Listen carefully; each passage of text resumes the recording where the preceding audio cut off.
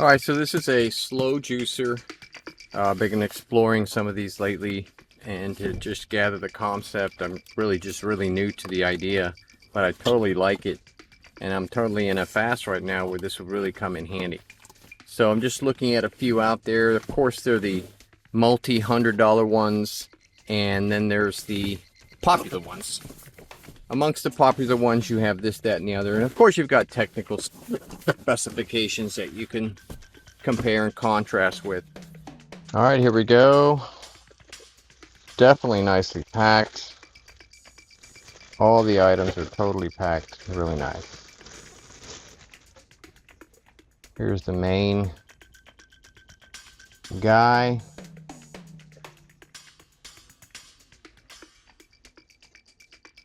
Metal. Little tab here.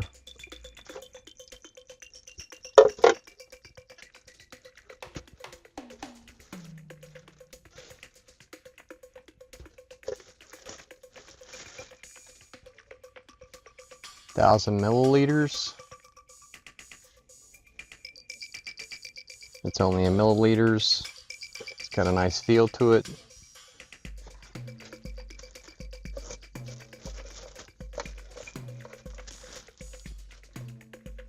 No measurements, so I guess this is the output portion.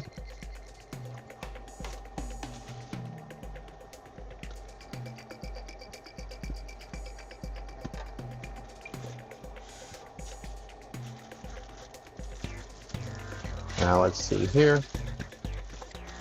The main guy. It's gonna sit tall on the counter if you leave it on the counter.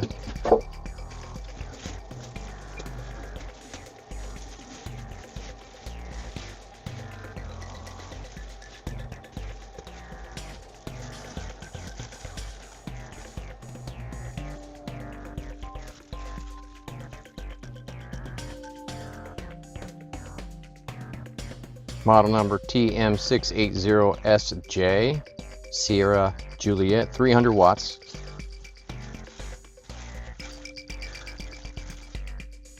Alright, I think we got it all assembled.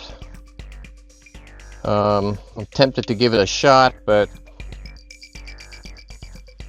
I'd have to cut up some lemons because I'm going to use this for lemons. So from what I understand, we don't have to peel. We can, cut off the ends or something like that, shove them in there, and then let it rip. So it's pretty straightforward. And there it is. It's once you get it assembled, it doesn't seem to have much. It just doesn't look as big as it does as you're taking it out of the box. Obviously, you're thinking about blenders and stuff like that when you're putting this together.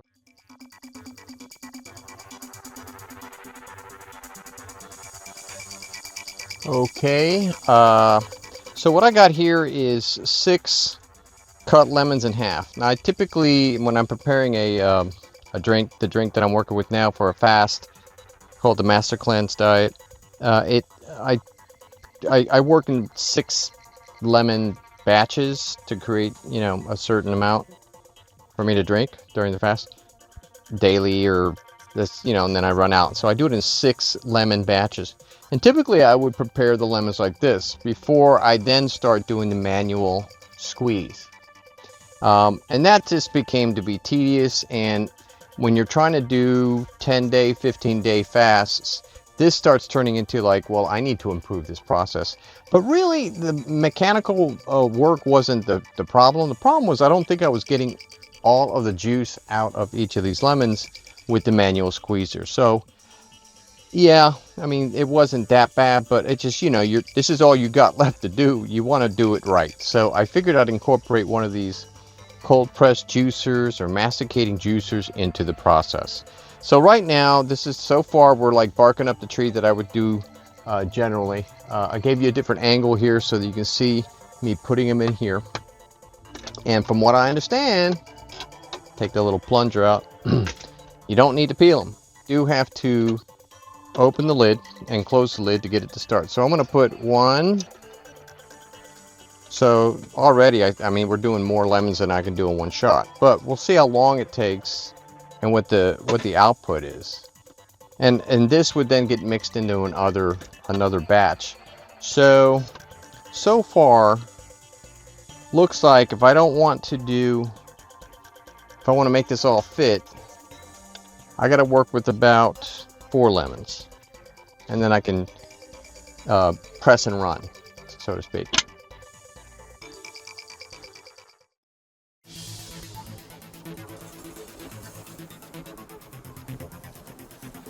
And it should start now. Let's listen up. We've got our extraction and dispensing containers all ready to go. Here comes the pulp off to the side.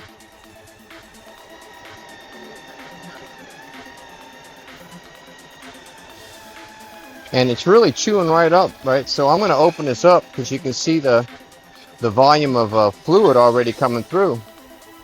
So it's not as long as I thought it would be. I'm going to have it dribble out. Just keep going until we're empty.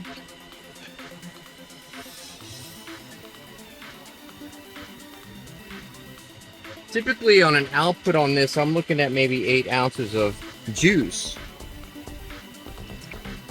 that I then break down into different portion sizes. So we're looking about volume-wise, I think we're okay. But I'm just letting this thing keep chewing as much as it wants to chew. I think it chews it all the way until it's done, right? But we're getting down to like, it's just gonna go ahead and go through the entire stuff. And this is your discharge. So you don't even have to like go in that thing. So it sounds like we're pretty good here. Some small things are still coming out here. It's running. I think it has an auto off.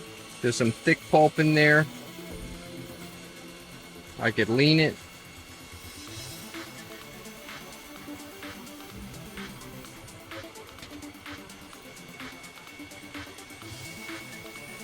So I think we're done with the motor aspects of it. Alright, so that's pretty cool. We got 200 milliliters out of 4 lemons. We got 2 on standby, cut in half. I can tell you right now, I didn't need to prepare them that much. This thing went right through, mulched right through them. We've got output coming out here. Alright, so let's go ahead and do the last 2 lemons over here. And we're going to put them in. So let's first open up. We just did 4, but left over from the first 4, which went by pretty quick. I didn't have to take anything out. And the discharge, everything just comes out here. Nothing stays in the container. So it all just comes out here. And I don't know what you can do with that. Use it for planting. Little garbage can symbol on the output so you don't get confused. On and off switch down here. And our little pour spout here is pretty cool. Has like a little rubber gasket to it. There's still some left in there, so I guess I would just, do deliberate leans and stuff like that. But I'm gonna do it right now. So, all right. When you open the lid, it stops, so you can't like drop stuff in there while it's running to watch the whole thing. Just gonna put them in there. They kind of go in there pretty good. These are cut in half. I can't see using anything smaller. This is a good size. The mouth, I mean, it feels like a blender. There's some out there like 3 inches. I mean, I guess if you're tight for space and you understand that, let's give it a on.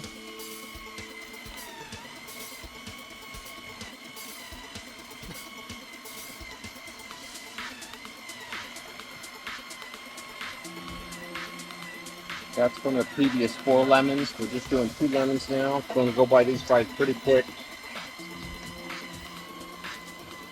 It's going to keep mulching through those. Mastication. Hiding.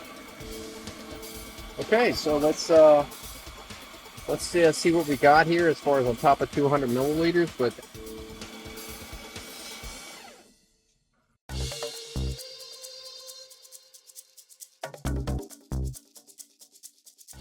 wondering about the cleanup on this. And what I'm going to do is just we'll inspect each one real quick as we take it apart. I'm going to leave these here. We're going to open that up, and then I'm going to unlock it.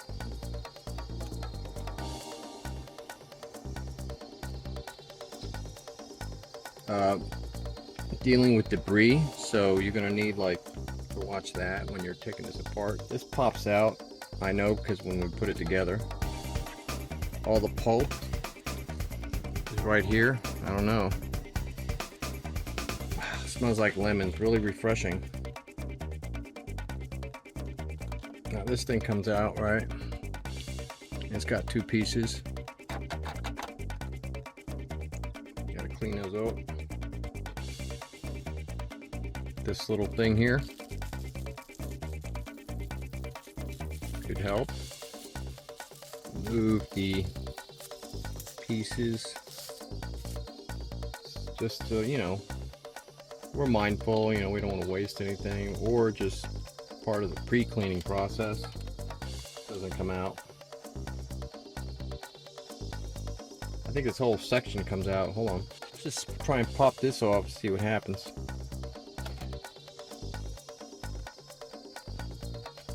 It comes straight up, there's no turning, all dry underneath. But now we're ready to go to the sink.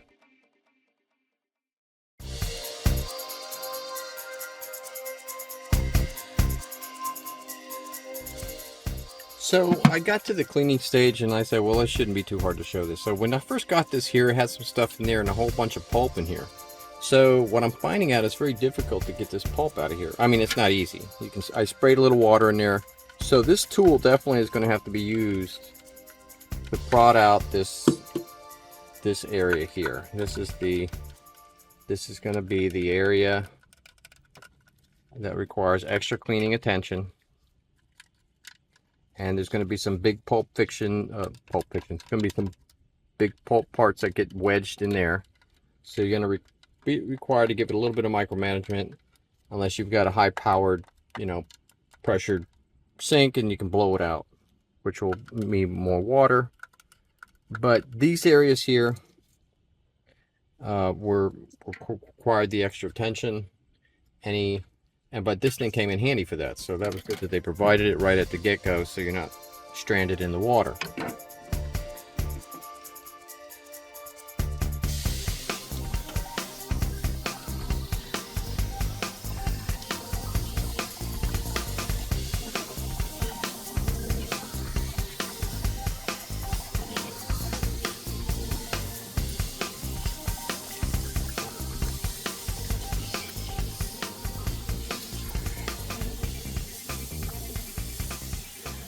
So that's typically what I would want to spend time with, cleaning that.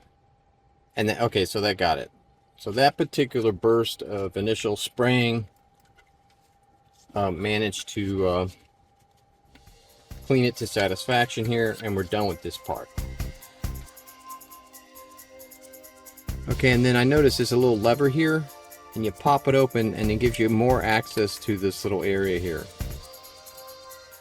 So you can get all in between the cracks. A little flip mechanism there, so you're good to go to do some more spraying. Because most of the stuff is going to be water based, we should be good to go. So there you go, you got the little emergency release hatch here to get down into the crevice between the output port and the grinding station. Alright, so the next culprit to clean will be this guy. Looks like you got to clean it with the lid on. He does have debris down there. Can't really reach it if you're trying to micromanage it.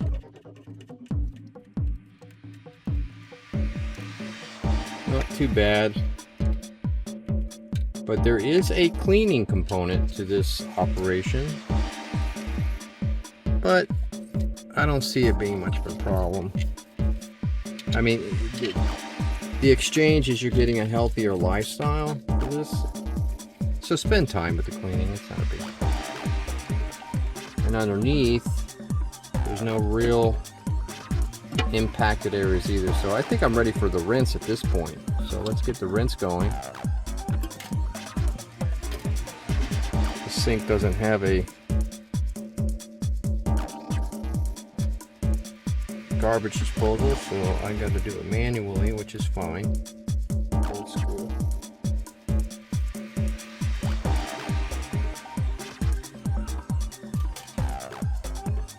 Makes us have to pay attention to how much cleaning this thing does require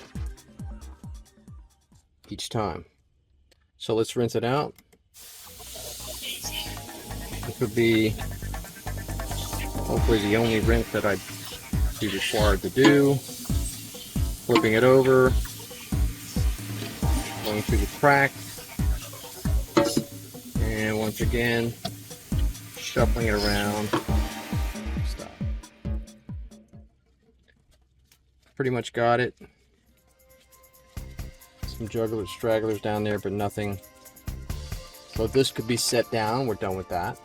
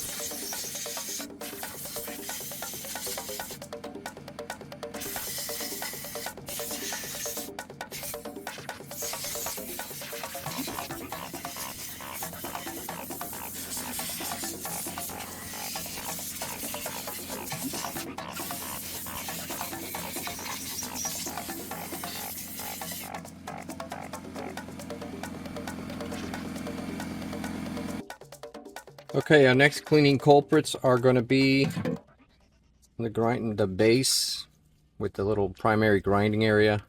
This stuff seems to be kind of impacted.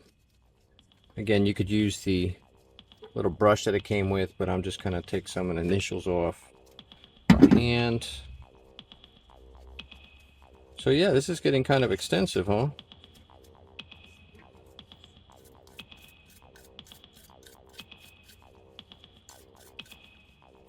But if you're on a juice diet, this is a fair exchange, because you have so much free time that is happens when you go to a juice diet, or if you're fasting. There's no longer food prep, there's no longer food shopping. So having this little ritual of cleaning between your making your batches of your drink, I think it's a welcome thing to do, actually. So let me just remember, I don't have a trash compactor, so I mean not trash compactor, a garbage disposal, so I got to do this manually with all the big stuff.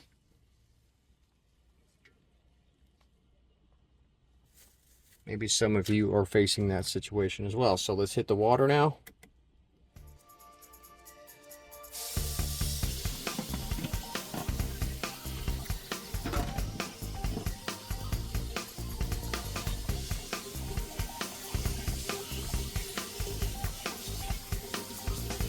And here, there's an impacted area underneath.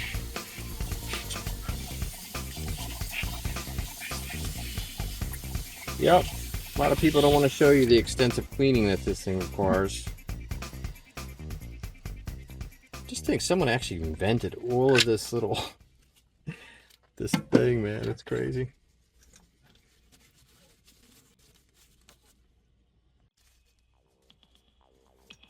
I don't know, I just have it right here. It's a workstation, so I'm just going to give it a quick blow.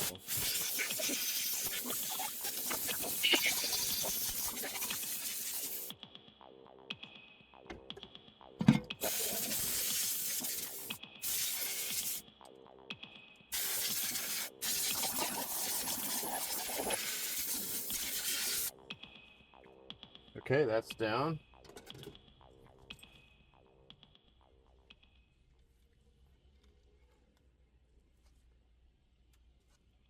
So this is 6 lemons down here, if my focus will cooperate. That's the pulp.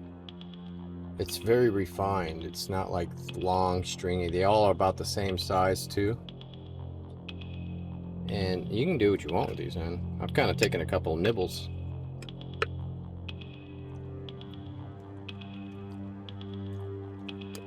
I mean, you could chew on it and spit it back out. You can kind of find a way to use it for skin treatment.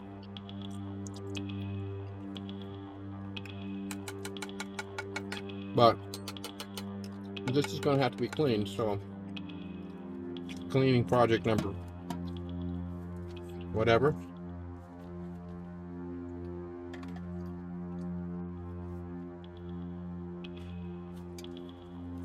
And of course the juice. This is your texture.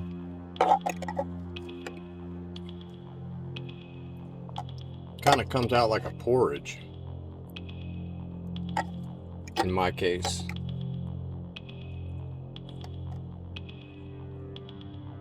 I don't know if that's going to be agreeable with some people.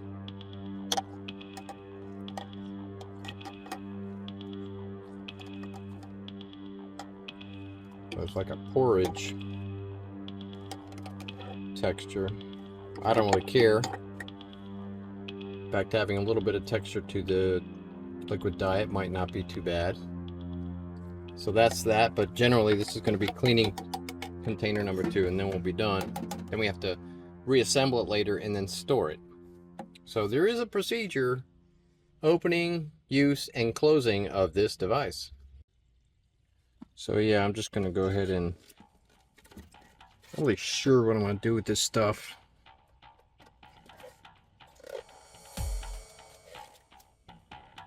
But the cleaning aspects is not bad. Whatever's in there kind of comes out. It's not real damp. It's very kind of lightly dried too. So it doesn't seem to be much of a pain. There are seed residues in there. So when you start biting through it or chewing it or tasting it, you run into a couple of hard points or, you know, stringy parts with the seeds. And as far as this guy's concerned, he looks like he's just a rinser.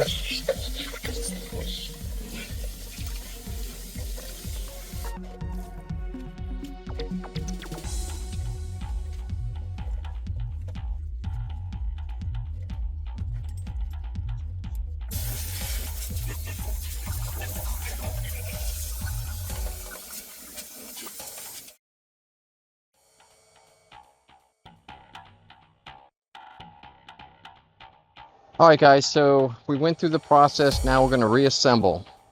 I'm noticing, okay, if you're here thinking this is going to make things faster, no. Healthier, totally the way to go here.